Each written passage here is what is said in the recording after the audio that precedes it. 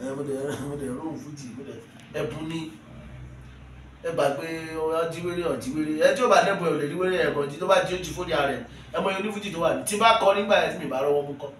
àìmọye àwọn tó wọn kọ jù wá lọ tán rí wọn ẹ̀nà tí ẹ kó wọn ò rí wọn rá ẹ mọ eléré tó wà Mushin láwọn ayé ìgbà tí mo sọ fún yín lọ́jọ́ Sunday eléré tó ṣe jọ́ọ̀bù Mushin ní ọjọ́ Sunday ní ìgbà yẹn we were more than 50 from one junction to another from one junction tó bá eléré kan máa kọ níbí ẹ bá máa dégbé bẹ́ẹ̀ tí léré ká bẹ́ẹ̀ bá máa rìn láti challenge déèdì òru bẹ́ẹ̀ máa rí wọn ní every Sunday but torí pé mi jọ mo ní mọ́tò èmi ṣe wò pé ọmọ Sunday yẹn eléré tó máa ń pọ̀ jù èmi tí mi lò ó gba iṣẹ́ jẹ́ pé màá tó lọ gba iṣẹ́ mi ní owó oníṣẹ́ sàn àti wọn máa lé mi kiri eléré ti pọ̀ jù lọ́jọ́ Sunday èmi máa wọ̀ pọ́jọ́ wo lówó máa ń tuma làwọn èèyàn máa ń ráyè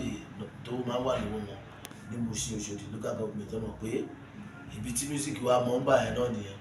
mo kàn rántí pé ọjọ́ Tuesday ló máa ń náà sùn àná káàṣì máa ń flow bí mi ṣe lọ fi job tèmi sí Tuesday nìyẹn àwọn ọmọdé wọn tẹ gbé mi dẹ̀ mú agbègbè ẹ̀ dẹ̀ wọ inú ra wọn so ó dàbí pé mi lọ́jọ́ yẹn mú so ibi wà kí n bá wọn ṣe jump ní every Sunday even gan for the fact pé mi kì í bá wọn ṣe jump every Sunday mọ́ yẹn ó wá fún mi láwọn advantage kankan tẹ́ pé ẹlòmíì ọ̀tọ̀ mọ̀ pé tọ́pọ̀ ní ṣe jump lọ́jọ́ Sunday láéláé